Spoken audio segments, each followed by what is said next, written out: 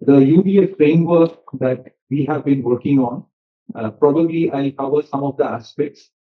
This is a broader understanding, and I'm extremely glad that Rudra also brought out this, that UDA needs to be defined independent of being an underwater appendage of the MDA. I mean, I have been trying to do that. There's a Wikipedia page also, all of you can have a look. But my saying is not enough, so I'm happy some more people are saying it.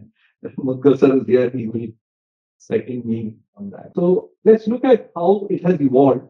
So I'll try and cover, as I told you, there are 5 aspects: tropical versus temperate, strategic security versus day republic world, developed world versus the global south, product versus solution, and traditional knowledge versus modern science. How do we balance each of them? Uh, so typically, we all know today the strategic space has shifted to the Indo-Pacific for various reasons. We'll talk about it a bit in a bit. But let me also reiterate the Indo-Pacific, by definition, is the tropical waters of the Indian Ocean and the Pacific Ocean. Typically, happened during the Cold War period for the requirements of the 2 superpowers in the temperate waters, which is the Greenland, Iceland, UK gap. And there have been multiple socio-political, socio-economic developments which needs to be kept in mind when we look at the future. Now, very quickly, I mean, I'm not trying to explain why Indo-Pacific is important. I mean, trade, economic growth engines in Asia, energy and resources in the Middle East and Africa, so they need to move. And passage of finished goods have to come back. So that's the importance of Indo-Pacific in terms of trade. Demography, again, important. Talent pool, industrial manpower, massive consumer market. So that aspect needs to be understood. Geostrategic and geopolitical realities. AUKUS theater will be, of course, the Indo-Pacific. Quad encirclement, superpower engagement today has shifted because of the new. Now, let us look at the tropical versus temperate water. What you see in the middle is the tropical waters. And a very simple aspect of UDA, the sonar performance degrades by 60%. This is a well-known fact. Now, if you have to see below, and I think what Arudra mentioned about MDA and UDA needs to be separated, the very basic aspect is if you have to see below the water, acoustics is the only method. And acoustic has to be given that kind of importance. And that requires very different type of understanding and technological abilities. So if we combine UDA and MD, the instruments that are required to look below the water are completely different, and we will not be able to do justice. So starting with that, but I'm also going to, so if you look at the AUKUS, the theater has to be the Indo-Pacific. I mean, typically, you look at it, it is the Western response to China. I mean, I'm not getting to geostrategy, just to mention. So the second is, just to kind of quickly summarize the technology development. If you look at on the top, you can see the social was the first major project after the Second World War, sound surveillance system. I mean, these were sensors that were put, and we understood the underwater domain much, much more from the social system. But if you look at the end of the century, when the Americans, the main adversary is in China, and they need to operate in the South China Sea, which is the tropical waters, and they started kind of focusing there. I will come to that, what they did, but another example of technology investment in a superpower status was the Underwater Great Wall Project. And just look at the location of the Underwater Great Wall Project. So you can see the complete strategic shift. And again, I mean, there will be a presentation on global order, but how do we deal with it and how do we look at it in a much bigger strategic dimension? Now, this is a very great example. USS Connecticut met with an accident in 2021 in the South China Sea. I mean, a submarine is not supposed to be submerged and you're meeting with an accident. I mean, the Chinese Foreign Office has to just say one line. What were you doing there? And it sums up. But imagine a top-notch US nuclear submarine with all the best technology is not able to manage navigation in the tropical waters. This is the complexity of the tropical waters. Not to undermine anybody or anybody's capability, But this is the seriousness with which we need to deal with UDA in the present context when we are dealing with the tropical waters. Now, that doesn't end. I mean, sonar performance is not the only thing. Now, if you look at the tropical water sediment management, our coastal waters, the sediment transport pattern is very unique in the tropical waters. The flows are different. Now, we are talking about England. I mean, when we talk about UDA, we also deal with freshwater system. I mean, navigability in our Indian waters is not possible by the Western ways or the developed world ways, what we have been conventionally made to understand. I mean, we are going to the Nordic countries for support, but do they understand tropical waters? I mean, just look at Brahmaputra, 700 metric tons of sediment flows annually. The next competitor is some 300. So this is the nature of siltation, sediment transport pattern, which we need to understand. So if we have to navigate in our water, we need a very different understanding. And that is the UDA that we're talking about. If you understand, you can deal with it. Anything that has to be managed has to be measured. Second is underwater radiated noise. Now, if the sonar is giving you 60% difference in performance, even your standards, which you have to now, IMO is taking underwater radiated noise very seriously. I mean, it is important because large scale marine mammal stranding is happening. Maharashtra coast alone in 2018 saw 80 big whale strandings, whereas the last sighting of big whales in this part of the world happened 100 years back. We are not supposed to be seeing big whales north of Sri Lanka. Now, the entire, and I've written in a detailed paper, the entire anti-piracy operation that started from 2009 shifted the shipping lanes, and that shifted the underwater noise, and that obviously caused disruption in the migration pattern of these big whales. So, I mean, when we look at policy, we need to look at it in a very comprehensive way. So I argued, I mean, our paper was signed by directors in shipping. I also need to acknowledge we have two representatives from the DG Shipping's office and directors in shipping. We have signed an MOU with them, and they are taking this URN aspect very, very seriously, and they've been very kind to send two of our papers to IMO. And in that, I have argued that we need to have our own standards for underwater noise. We can't be driven by the Western standard because our waters are different. And socio-economically, that will give us that advantage. I mean, and when we say that by 2030, 70, we have a plan, then we can use that offset of benchmark and kind of take it forward. Third is biofouling, as we have mentioned. Biofouling is a very serious issue, particularly, I mean, on one side, we say rich biodiversity, but rich biodiversity also has various other dimensions which is going to hit us. And this, and the uniqueness of the tropical waters. You're operating in the Goa coast, you're operating in the Mumbai coast, you're operating in Karwar. The biofouling is very different.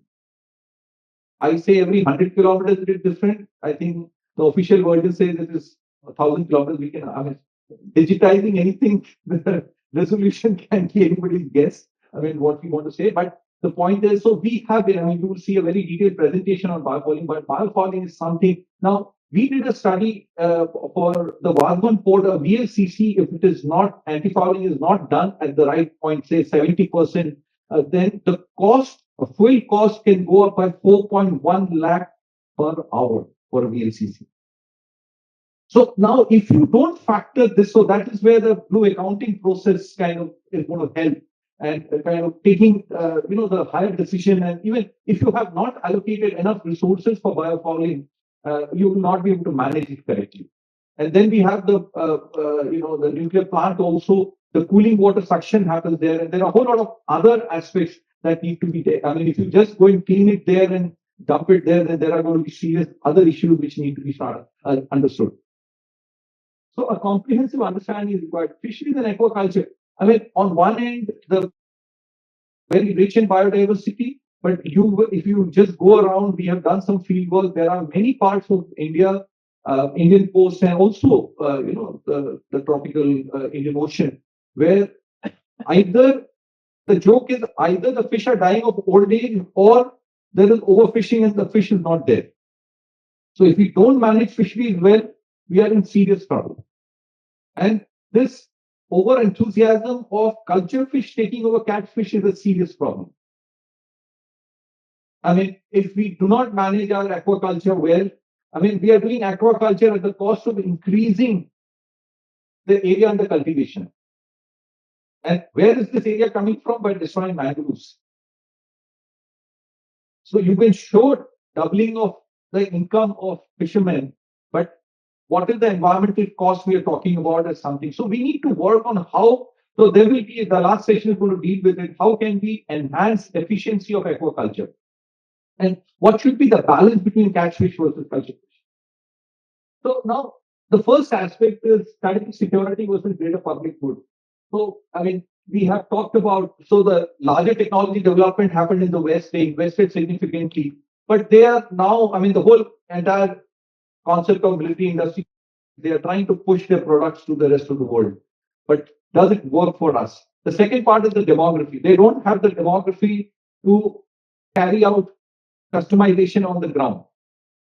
So it is just about dumping those sonars, dumping those technologies to us, which suffer serious performance issues here.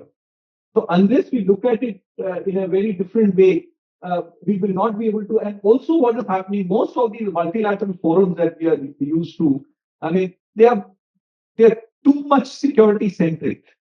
Now, imagine a small island developing state which doesn't even have a navy. Their concerns are blue economy. Their concerns are how their communities will be fed, how they will deal with natural disasters. And unless we deal with that in a more comprehensive way, we will not be able to move forward. So the strategic security, even in the Quad Summit in Tokyo, the four powers they committed to sharing data for greater public good. But if you look at it, the mechanism for sharing data are the military centers, IFC, and a whole lot of aspects are there. But does the military really invest or understand greater public good? I mean, they have data, they have high quality data, and a lot is happening. There is nothing happening for military purpose. Can democracies afford to have so much kind of fragmentation across? So these are aspects we need to look at. Now, maritime domain awareness, I mean, the way it evolved, I mean, originally the MBA term came from the technical committee of IMO. But after 9/11, the whole security establishment took over and, it became a security centric and it became, obviously, it got the larger outreach and whatever it is. More closer, 26/11 was a trigger for us. I mean, that gave birth to our IFC-IOR also. But the problem is it remained security centric. And can the security budget do the heavy lifting for capacity building and technology development is something we need to look at. So lastly, what has happened is MDA has remained on the surface. It did not have enough penetration below the surface. Something we need to look at, and I'm happy you mentioned this aspect. Data sharing became more of Hawkeye 360, which has invested, and that data being shared at a high cost in a whole lot of aspects. And many times that data is shared with countries where it is not getting utilized. I mean, the analyzing of data is something we need to develop internally. I mean, just getting the data is not enough. And what are the different aspects we can look at? This is an interesting example I want to share with you. INS Chakra, the first INS Chakra which came to India in 1988, the first deployment of Visakhapatnam, when it sat down in position, the entire sonar screen got blanked out. So there was obviously panic, and I've written a paper for Admiral Verma sir here. Now, this example is very critical on two fronts. One is what all can impact our military deployment is one aspect. So there was a brainstorming, and one of our Master Chief, I mean, who has at least 25 years of service, he said, sir, blast transmission currently ठीक हो जाएगा. And the captain, obviously, he was far better exposed, and he said, okay, if that is the only option, we did that. And exactly, they did a blast transmission. I will take you back. The Nautilus, the first nuclear submarine globally, America was supposed to launch in 1952, came out in 1954. When Nautilus was being planned in 1946, the Scripps Institute of Oceanography in the US did a snapping strip mapping of the entire world. And what came out in that study was that the habitat of the snapping shrimp is the tropical waters. Snapping shrimp generates sound of the order of 200 dB reference 1 micropascal. 3 dB is doubling of sound. Now, snapping shrimps are in millions in a school. Few millions. Millions are in millions. So that is the scale difference that we're talking about. So if they are vocalizing, obviously a submarine, and their frequency band is 3 kilohertz to 15 kilohertz. So we need to understand this. So mapping of sapping stream is something very important that we need to look at. So strategic security, when we look at, there are so many other dimensions. So when I wrote this paper, and then I thought as an organization, this should be one of the important projects we did. So we did the sapping stream mapping of the Indian subcontinent. And it was very interesting. When we did the first study of habitat mapping, we found there are 14 subspecies of snapping shrimp, each having their own vocalization and own trigger for vocalization. Now, habitat mapping is not enough. We need to do soundscape mapping. So it took us about 3-4 years, and we could manage that. It took us 5-6 batches of interns from which we done. Now, the point is, I was discussing with one of the very senior leaders. He said, he heard me and he said, very good, Arnab, but what have you done for the community? Solving a naval problem, military problem is very good, but what have you done for the community? He said, 20 years back, my brother was the agriculture minister of India. I had gone to Vietnam. The Vietnamese were laughing at us. Now, if it gives you some clue, you can. So what we did is this entire research, what we had done is basically understood the underwater parameters and found deployed it to a specific species. So what we did is one of our fellows from IIT Bombay worked on the tool called APY, Area Under Cultivation, Productivity and Yield. In rice cultivation, India is number one in area under cultivation. We have maximum area under cultivation. But in productivity, we are number 5. In yield, we are number 40. Now, what should be the role of an intervention, policy intervention or technology intervention? You need to reduce this. So this is the measure of how we. So for shrimp cultivation, we did this, taking all their underwater parameters. So what I'm trying to say is this: now with all this AI and deep tech, whatever we have, there is so much more we can do. It solves a naval problem certainly, but the same capability can be extended across. So now also the developed world versus the global south. Now, the resource availability, of course, they can think deeper, they can think long term. And the global outreach, of course, with multilateral four bodies and domination and a whole lot of aspects, their startups can reach anywhere in the world. So that difference will always be there. And I just want to show you how UD has evolved. I mean, in the US, of course, by the end of the Cold War, all of them got shut down also. Now they are trying to come up with a new version, but it will still take time. The drakes will take time. So American systems also, if you analyze deeply, a lot of these legacy systems are in deep, trouble, I would say. And also the changing geopolitical thing. Earlier, any national security requirement was unquestioned and funded without any explanation. But even environmental answers are not required to be done. But after the Cold War in 1994, for the first time, American Navy had to submit environmental impact statements. For any project, that became mandatory. So there is a changing geopolitical reality, and we need to look at it. And then, as I told you, by the end of the last century, the Americans realized that their operating theater is going to be the South China Sea. So they started what is called Asia X. In the year 2000, 5 academic institutions started Asia X. Phase 1 was only 6 of their universities, led by University of Washington. They did the entire modeling and simulation of the South China Sea and the tropical waters mainly. But in the second phase, where they had to do field deployment and field validation, which we normally call SWAMs, shallow water acoustic measurement, they involved local universities because, I mean, this was obviously funded by the Office of Naval Research, but they involved a lot of local partners to kind of.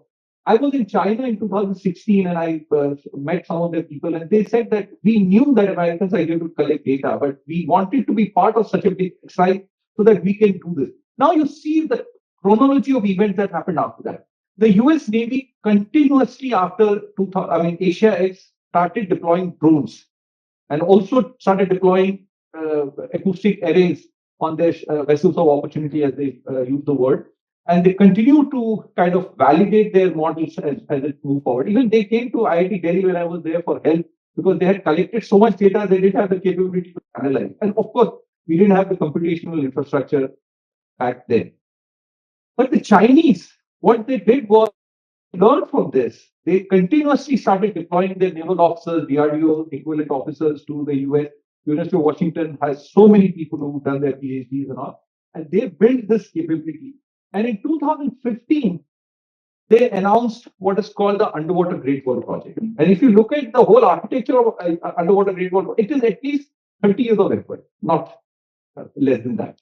And for the US, if you see the first Trump 1.0, when that 20 days of president-elect time, US's Bowditch had deployed this drone, and the Chinese captured this drone, kept it for 3 days, and returned it. And President Trump had to break protocol and announce that this is attack on their sovereignty. So this is the sequence of event, and so China waited for them to develop the capabilities. They built Underwater Great Wall Project, and then and if you see the first Trump era, the whole belligerence in the name of freedom of navigation and a whole lot of things. So I connected to the underwater domain awareness as well and the capabilities that they have developed.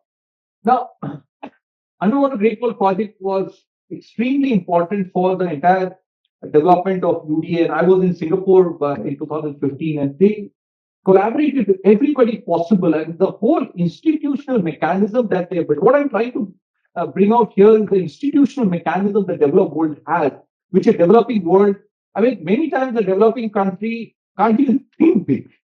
It's not that just they don't have resources. So that is the ability we need to look at, and we kind of, I mean, why underwater domain awareness is struggling in India or in many parts of the world is everybody says it's important. I mean, if 97% of the connectivity is through the underwater cables, how can you say this is not important?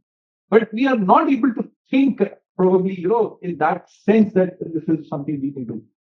Product versus services is something important. I mean, if you just look at UDA, how you're going to manage, to see, to understand, and to share is the only way forward. To see is the hardware. I mean, sonar and whatever platform, whether it's a submarine or a ship or an AUV or whatever hardware product that we are coming up. Not product as the core hardware.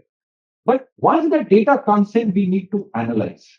Now we can buy a good sonar. I mean, even getting a good sensor, getting those elements and all is not so easy. But the data analysis has to be done by us, which will customize it to our condition, whether it is pre-processing, application processing, specific, all that has to be done. And if you share this, then you are, if the sonar is giving, I mean, to give you numbers, 32 nautical miles becomes 6 nautical miles of a particular sonar that I'm talking about. Now, this 6 cannot become 32, but if it becomes even 12 nautical miles, and we can deny that to our adversary, we have a 4 times strategic advantage over our adversary in our waters, which is, I think, a lot. So even if we attempt just the doubling of the present capability, our asset deployment becomes half. Now, to share is equally important. Now, whether it is a fisherman on the ground or our naval sailor who has to carry an instrument on the boat, or even a diver, he needs a small screen with a mobile app kind of a thing. But a commander on top in the war room has the luxury of a big screen, but his data requirement of information format is completely different. So it has to be customized. Can Raytheon or can Thales give you that, or do you want to tell them how you are using your equipment? So this to share the actionable input in real time with your user is something very important. This needs customization. And a startup with no naval experience will not understand this. So we need to have a combination of these things. I mean, I've been in IIT, we delivered a lot of projects. The problem is IIT doesn't have the bandwidth to deliver it on the fleet, and Navy cannot pick it up from the doorstep of IIT lab and implement it on the ground. So that interface is something very important. And it speaks. Today, what we buy is this entire 3 pillars are clubbed into one package. And it comes with a CAN solution. Nobody allows you to tamper with this for various reasons. One is they don't have the demography to come and deploy their people here who can customize it for you. And otherwise, they have enough geopolitical threats to not allow anybody else to come. So that's a very interesting situation. I think commanders will have to look at it and how we can solve this. But without this, we are not going anywhere. So this product versus services is very important. Or solutions. Services or solutions is what's important. I mean, we are looking for solutions, not products. And we pay so much more. I mean, like an iPhone, you use only 5% of it and you pay so much more. It's something like that. And can a global south country afford that? It's something we need to look at. Now, traditional knowledge was in modern science. There is, I mean, we are a 10,000-year-old civilization. We can say all of that. But there is so much learning. I mean, we have been, our ship construction, we never faced while falling. But after the Industrial Revolution, everything changed, and now we buy ships from outside or whatever we do, and we are not able to manage shipping in our waters. Well, this is just one example. There are so many aspects that we can go. So, what we need to do is how do we carry forward our traditional knowledge? Traditional knowledge has a serious problem of not being able to scale up. It is very unique to that specific place, but it is highly sustainable. It is highly grounded to the local condition.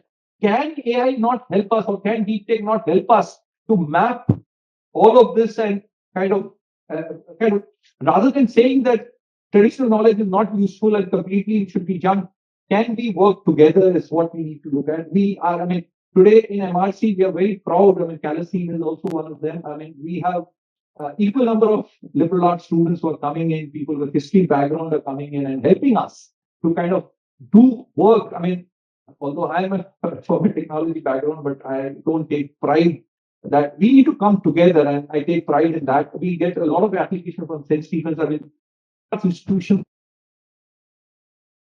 and we want to work with them. We need to work with liberal arts. I mean, all of them have to come together, sit together, work together. The tech guys have a lot of things to contribute, but they need to also know how to work with them. So a middle path is complex and slow, but we need to invest. This is the framework. I mean, I want all of you to framework we have built. This basically talks about, if you look at the four sides of the cube, represent the four stakeholders. Strategic security, which also looks at internal security. I was working on the transboundary rivers. I mean, Brahmaputra, and they are very complex, coming in from China, going into Bangladesh and Pakistan on the other side, and we have geopolitical tensions. So, how do we deal with them? Second is blue economy. Again, a whole lot of dimensions, sustainability and climate change. Indian Ocean, the heat waves are at a very different level, and it can really wipe out a lot of species in very short time. I mean, we are not looking at long horizons. So we need to, if we want to study climate change without underwater domain awareness, how can you even look at climate change? So, and the fourth is digital transformation, or putting more and more science and technology. Now, typically what happens is we have fragmented approach. Everyone will say the first side is the Ministry of Defense, and you mentioned it. And even the project fundings that happen, you will see the same kind of project being funded by multiple agencies. And so typically what we can construct sensing, analysis, and regulation. There is so many aspects in the maritime domain which are overregulated, so many aspects we have not even looked at. So we need to have a very structured, I call it comprehensive, structured, and inclusive. We are also looking at how the coastal community need to be supported. And of course, we are talking how nuclear submarine has to be deployed. I mean, I gave you one example which kind of covers the entire spectrum of it. So, and even when we talk about young people, I mean, young professionals also, people going into, I mean, a lot of my naval colleagues or my army colleagues or, people in the shipping fraternity, when they go into a second carrier, they carry a lot of domain knowledge. And that can be kind of shared with the youngsters who have deep tech knowledge, and we can work together and build this. And for the youngsters, this is each and every of those smaller cubes within the larger cube can represent one carrier option. Calasine is going to explain this over almost an hour today evening.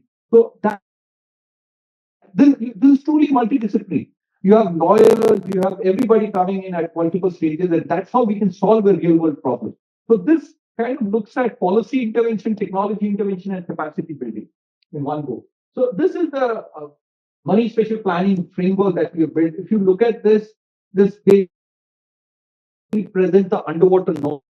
And what we have done is using deep tech, AIS gives you the entire shipping data, then we've used underwater parameters and then calculated how it looks like. And this is spatio-temporal. It gets updated every 5 minutes, and you can see how spatially it can cover everything. So this and this map can be used for submarine deployment, because if you know where the noise is, you know how you can position so that you can get better sonar performance.